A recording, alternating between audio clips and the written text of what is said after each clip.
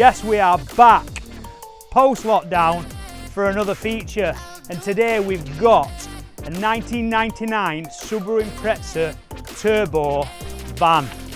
Get ready, because this thing is mental. Jesus Christ almighty! This video is sponsored by Darkside Paint and Body. So Tom, welcome to the channel. Could you just tell everyone at home where you're from, what you do for a living, and how you come to be in ownership of this time attack machine? Hi Dave, my name's Tom. I'm from Sussex, currently a farm manager. Yeah, this is my Subaru Impreza van, as it were now. Started life as a 4 or 5 door wagon, as it were, and over time progressed into what it is now. First thing would be why into a van and how much work's involved? I always wanted one. My dad had nearly half a dozen non-turbos, turbo ones back when they were new. Yeah. Obviously loved them and just thought, oh, one day I'd love one of these things, you know, and all that. And then the time came, the infamous mid-20s, my insurance come down. Yes, and I found this one on eBay, based in Wales, and I thought, let's give it a go, shall we? Bid it, and I won it for 970 quid. Wow. And I thought, well, that'll do, just got to go get it now. Yeah, took it for a little drive, I'm like, as good as anything. Brought it back, serviced it up, cam belt, filters, and then just drove it round, literally, as my daily car. Obviously, alongside my agricultural contracting business, it got used as a van, so it always had tools in the back. It had baler twine in the back, net wrap, plastic, you name it, overalls. It's all clanging around at the back of there, wearing overalls in it, you know.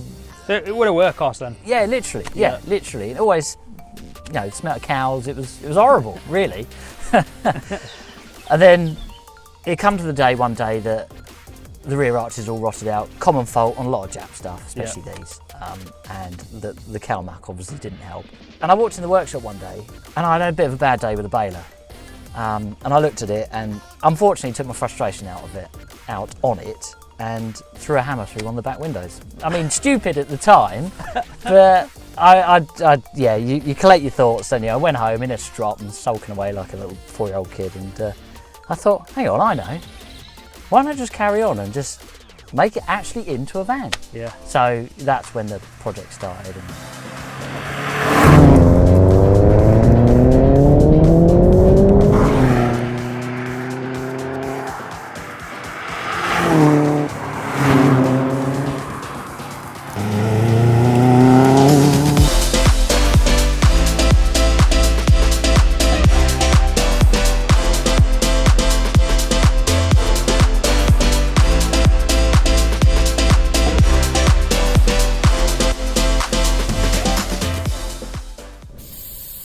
I just want to say a huge thanks to Darkside Paint and Body for sponsoring today's episode. Darkside Paint and Body are a paint and body shop based in Barnsley, South Yorkshire, and have over 40 years experience in the paint and body shop industry. They carry out all types of works on all types of vehicles, and their team have the skills and knowledge to tackle any job. They do full colour changes, restoration works, plastic repairs to welding panels, paintless dent removal, arch rolling, transporter front end conversions, headlight restoration, and any type of custom work. There's no job too big or small that Darkside Paint and Body can't handle. Links to their website and socials will be in the description, and again a huge thanks to Darkside Paint and Body for sponsoring today's episode.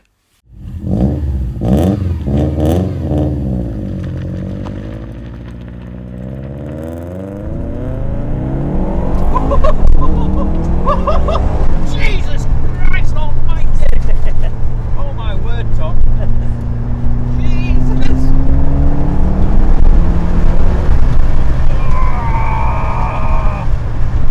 Holy shit. That is quick. That's all right. Tell you what.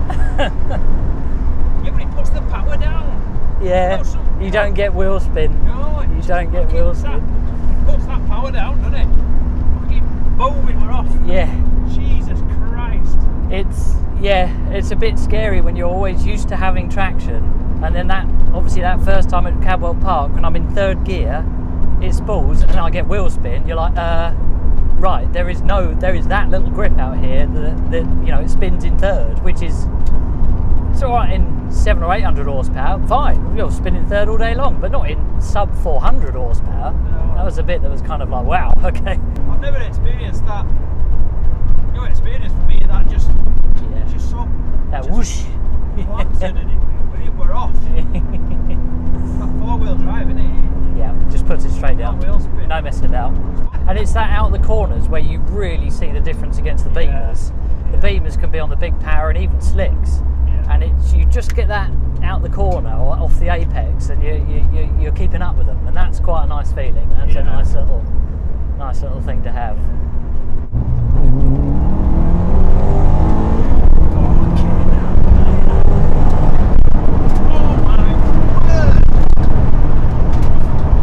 I feel like I'm on one of them rally stages. So just want to tell us a bit about interior. So in there now, it's a 18-point multi-point cage by Safety Devices. Yep. And for bolting cage, to keep it in that production class kind of vibe, as it were. You know, if I went welding, I feared that it's in there forever, isn't it? The flock dash, always love the look. Yeah. Bit of a sort of 90s rally car thing as well, isn't it? Oh, and really, yeah. supposed to help with glare on the dash, but I didn't really do it for that. It's just because I can. I've been a bit of a sucker for Sparco seats and steering wheels. I really like those, just the look of them and everything else, and that particular model one. Just you sit in them quite nicely. Some bucket seats you can sit a bit perched on. Yeah. You sit quite nicely in them, but you're not sunk in them so far that you can't. Yeah. Yeah. The SAAB out 4-point harness in there as well, with a 3-inch straps, wider strap, spreads the load on you a little bit better as well. Yeah. And the other one in there at the moment is just a spare one I had laying around. But there's a few bits in there which you need to have in date for when you go compete. And how long do they last for? So normally on belts and stuff that you wear is a 5-year span. Right. So from day of purchase to you have an expiry date on it. Yeah. Harnesses have got that. Cages just tend to have to be checked over occasionally and make sure that they're compliant, they're not damaged or anything else like that. All depends on what kind of disciplines you go in, but it seems to be with what we do in time attack. Yeah. So I notice you've got obviously fire extinguisher. Obviously you have to have one of them in. Yep. You've got your electrical cut-off. Yep. Boost gauge. Yeah. Is that about it in regards to interior, or? Yeah, at the moment there's more to come. I wouldn't mind some AFR readouts. I've got a few more gauges on their way for temperatures and oil temperatures and pressures and water temperatures. It's never ending, is it? It's just a constant It's never ending, is it? constant waterfall of something. So it's a rolling project, isn't it? Nothing will ever stay the same. No ever gets finished, is it? No, exactly that.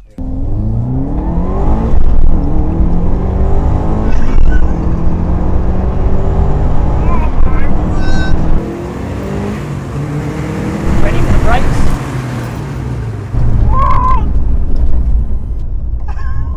So do you just want to tell us a little bit more about engine, mods, what you've done, what's standard, what's not?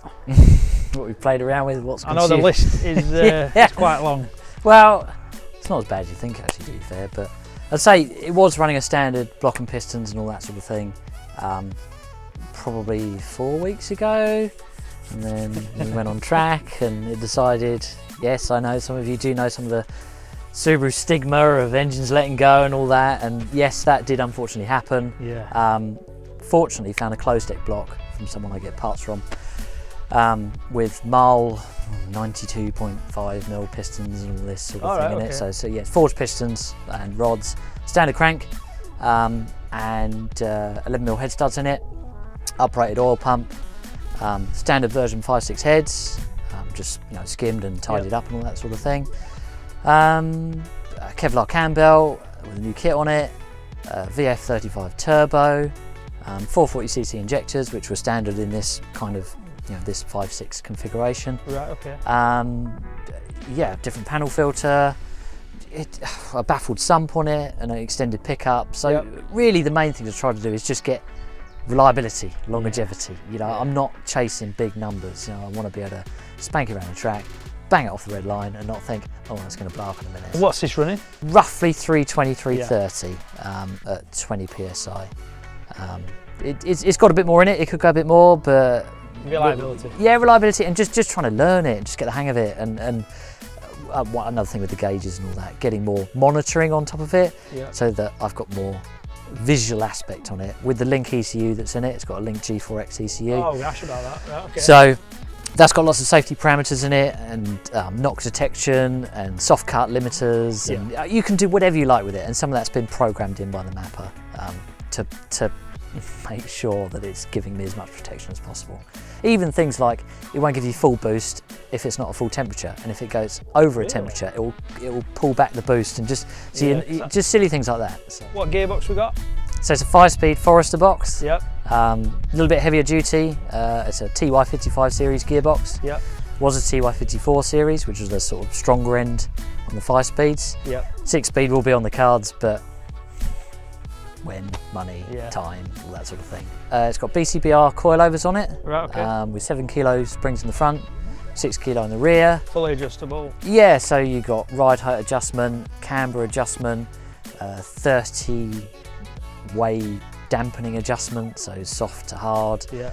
Bigger anti-roll bars front and rear, heavier duty drop links. The anti-roll bars are also adjustable, so if you've got wet weather scenarios or different tracks, you can chop them around with a few different settings. Right, okay. Going on from that, there's poly bushing all throughout, so all the control arms. Yeah. A caster correction kit on the front, sorry. So it's move the caster around. Lateral arm adjustment on the rear, so you can change toe, camber between those two as well, and an uprated subframe. So yeah, there's also a later series STI intercooler on it. Once again, I quite like the OEM plusy kind of vibe with the whole job. So yeah, went with that, a little bit of fiddling around and got that in there. Managed to squeeze that in with the strut brace as well, which was a challenge. If I'm really, it does rub a little bit, but we'll look over that. There's always the joys with these sorts of things, isn't there? And a larger Mishimoto radiator in there. It really does help keep those coolant temperatures a bit more consistent. Yep. You know, I mean, some would say, oh, a standard one's absolutely fine. For me personally, I found that worked quite well. Yes, you know, definitely kept it a bit more consistent.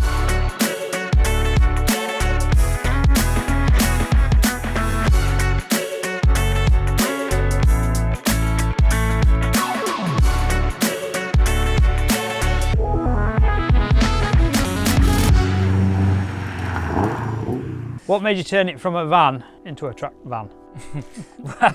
Really, it was one of those, when I was contracting, it came to a point that, changing personal circumstances, I had to go get a job. So sold a load of my kit, sold a tractor and a baler and mower and tedder and rake and all the junk that goes with it, as it were. And yeah, I had this van sort of nearly finished, and I thought, well, what do I do with it now? And I thought, well, I do like my motorsport, and I've always wanted to do something. So let's turn it into a track car. So that's what I did. And yeah, it started just with, you know, the basic things like putting some bigger brakes on it and going from there and adding and adding and adding and looking at different disciplines and finding more out about it and more people out about it. Yeah, I think, could you just break it down in respect to your journey and sort of why you ended up going to the time attack? Yeah, really, it was one of those things, that mountain of where do I start? Where you know, what license do I need? What stuff do I need? Who do I speak to? How do I book stuff? You know, everything that goes with it. I was a bit on my own with it, really. As time's gone on, I've got to know people that have, you know, helped me out with it and who are actually friends anyway. But yeah, it's one of those things. It just getting online. You know, I went on to Motorsport UK. Found out, you know, emailed them, found out what licensing I'd need if I wanted to compete in anything, and you know, filled it in, applied for it and everything else, went from there. And time attack being one of those things as well, because it's quite an open classing system. Right. Because I'd been a bit awkward and created a van, it's not a car, and it's modified beyond more than a car. Time attack allowed that fluidity within the class to get into that. But yeah, it started off with the whole track days thing, clubman license application, you know, entering your first event, making sure you read the rules and regulations, speaking to a few people, and even people such as Demon Tweaks and other motorsport providers to guide you in the right sort of direction. And then before you know it, you're there, really, and you're in. You know what to expect and what to get and where to build from and going to, sort of thing.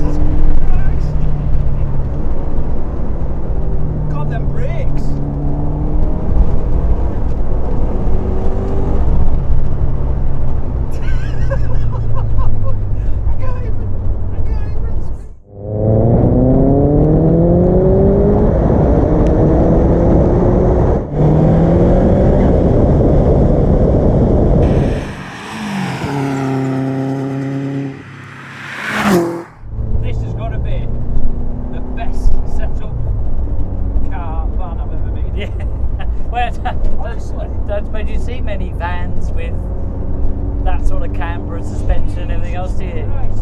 Wheels and tyres, so there's they're 17 by 9.75 XXR 527s. I saw them on another Impreza a few years ago now actually, and I was like, oh yeah, they look really good. The black and the blue, and okay, there's quite a few Imprezas out there now with these wheels, and personally I just like the chonky kind of, I'm here. Yeah. I like that. They've got the control tyre for time attack on them, so it's a Pirelli 2. So that's a specific tyre for time attack? Yes, yeah. Right. So that's the one that you have to run if you want to run in any of the classes, unless you're in the Pro Extremes, which run super, slicks and everything else. But, yeah, so the Tarofo R, and it's in a 255/40/17. Sort of a road legal semi-slick. Yeah. They need some heat in them to make them work properly. And then on the front, brakes wise, it's got 330mm bells and rotors, K-Sport calipers. Bought the brakes second hand. Yeah. Like quite a few of the parts on this second hand. And on the rear, it's 290mm new age 2-pot rears. Are they 4-pot? So they're 8 pots in front. 8 pots. 8 pots. Wow. They do lock up quite easily. 80, 90 mile an hour. One thing I've just got to get used to again as well. Yeah. It's sensitive. It's a real positive pedal. It's got HEL braided lines on it as well, so you don't get any spongy pedal. It's almost a bit all or nothing. So it's really something I'm not really used to, and I'm still getting used to. I did have 4-pot standard configuration brakes on there, which I rebuilt the same as pistons. They were compliant, they fitted the car, but these, I couldn't pass these up. They're too good an opportunity to miss, so I thought, well, that's the stopping covered anyway. Did quite a bit of research and geeked out a bit on the brake fluids. It's got Mutel, RBF 600 brake fluid in there. Right, okay. It's got some ludicrous boiling point and wet boiling point as well. So, paid a bit of attention to that and not had any trouble. They've been really good. No brake fade whatsoever from high speeds and over and over and lap after lap after lap. Really good stuff. What's up? When does the turbo come in? So it's full boost, you're at about 4,000 RPM. Yeah. Start spooling up just after 3. It's something that the tubular manifold, I love it and I quite like the noise that it gives out. But it has lost a bit of the spool of the turbo. It's a bit, it takes that little bit longer to get there. Yes, it's more capable now, but it's lost its snappiness off the mark kind of thing, which I do kind of miss. So it's a bit of a tough one to choose between the two, what I'm going to do, to be fair. But in the future, the engine's good for it. It will go a 6-speed, hopefully with a driver controlled diff. So you can move the power around. I currently got a 5-speed one that I could put in, but I'm a bit wary whether to do it or not. This gearbox has got on quite well. I know it's a little bit stronger box, not much, just a little bit stronger, and it's safe, and it works well, and it's if it ain't broke, don't fix it kind of thing at the moment. But ultimately, top feed injectors. So I don't know what they next go up to, 650 or 850 injectors, something like that. All right. Okay. Hybrid this turbo, because it's a good little turbo. It comes in nice, quick, but it holds it round to that red line. It doesn't run out of chuff like the VF04 that was on it, TD04 that was already on it. They spooled it real quick, but at about $5,500 it starts to gets a bit asthmatic and runs out of chuff. So it's nice to have something that you can run off a boost on the road. But then when you want to wind it up, it's there. It's not like, let's wait 3 days for it to spool up. You can have a cup of tea in the time from putting your foot down to actually doing something. It's fine balance, especially on diesels. Yeah, that's true. But no, what I've tried to do with it as well is try to achieve as much as I can on not a budget, but just not go silly. The brakes, for example, they were second hand off another time attack car. The intercooler was second hand unit. Obviously, the engine, for very lucky find, second hand unit. Gearbox, second hand, and lots of bits and pieces that would cost outrageous amounts of money normally. I mean, you know, you saw some second hand. As long as they're serviced and they're up together and everything else, there's nothing wrong with them. No. And yeah, have proved to save a lot of money in the long run. So you've done it all yourself anyway. Yeah. I've done as much as I can myself. Yeah. I've had a couple of mates give us a hand, you know, just lifting stuff in and swapping stuff around, even if it's just a bit of a motivational thing to just have a cup of tea or a beer with us, just to sort of see it. You can get to that point. Yeah, It's just like, oh. it's never ending. Yeah. So you just want to tell us about exterior mods, what comes standard, what you've done, and because them arches look a little bit wider. Yeah, so it's a bit of a mixture really. I've not gone to town and got massive splitters and all that sort of thing. I'm a bit off the pace of that at the moment, and it was that whole OEM plus thing I was after. So standard shape, standard profile. Obviously there were doors and windows there as we discussed. STI rear spoilers, so it's got the higher, you know, larger rear pair of spoilers together.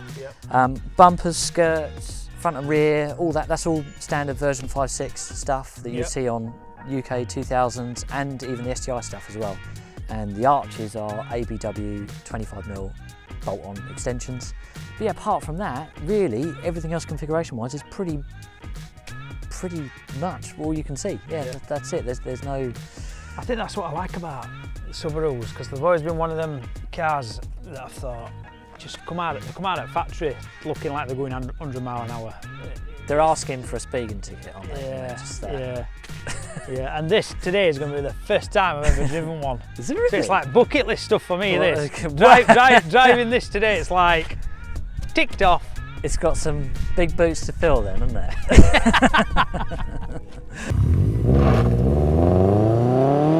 Hey, so it's my turn.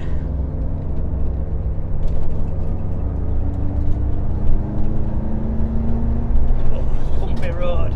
Steering's quite stiff, isn't it? Yeah. It's got a bit of weight behind it. Yeah. It will fight you, you know, which is nice. You want a bit of feedback. It's something you lose in modern cars. I've driven, you know, not I agree. Steering and fly-by-wire, and you lose that contact. You've not got a mechanical link of you. No, it's like there's a disconnect between you and road. That's right. That's why I like cars that have got heavy steering, because you can feel every bump. Yeah. You can feel what road surface it is. Yeah. If there's traction there or there's not traction there. Yeah. We need to find Dave a nice open bit of road, because you drive like a granny. I know. Go on in. What? Now. Go. Hold it. That's Oh. And again. Keep going. Bloody hellfire!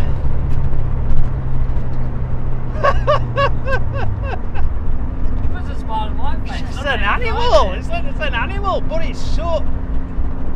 I think they're just putting power down. You're not fighting it. You're not wrestling with it. No.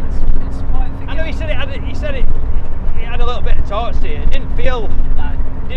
Yeah. It was okay. Yeah. It's good. Yeah. It's compliant enough. I think it's just that four-wheel drive. Grabs and goes. Yeah. I mean, I'm no driver, like driver. What do you think I am? No, but you are. I mean, where you were throwing this about, but you're used to it. It's still a learning process for me with it. So even I'm like, will it do that? Won't it do that? Can I do that? Yeah. So it would be nice to have someone who drives professionally to say, yeah, that will do that. And then you've got a benchmark there, but I don't have any of that, do I? So. No, but I think if you do it over time, yeah, you'll get to that point. That you'll get this to a point where it's set up perfectly. Yeah, to me. For you. And what's for you is different to what other people like, isn't it, as well? Some people want constant snappy oversteer. Some people just want, you know, dull understeer. Some people want a neutral balance. It's lots of things, isn't it? It's lots of things. Ooh. We've got to get there first. Come on then. Oh, second gear. Come on. Oh.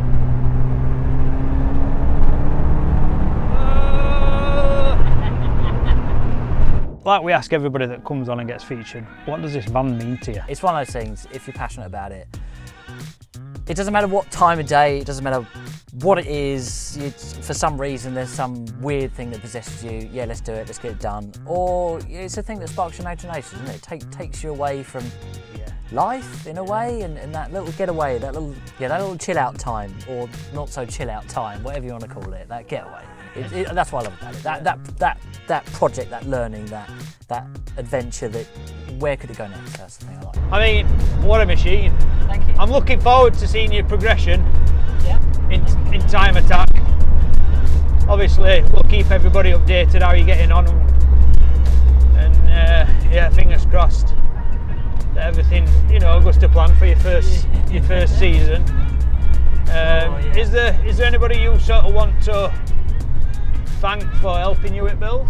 Well, yeah, I mean, there's a couple of guys that helped me out, some good friends of mine, so you've got Tommy Urridge, Hugh Simpson, and Holly Sheath. There's a few others out there which I've probably missed, so sorry guys if I hadn't, but yeah, no, thanks to all the help that I've had to give to me and just supported, and even if it's, you know, bringing a beer or helping us chuck a clutch on and put an engine back in, whatever, yeah, I've got to say thanks to those guys.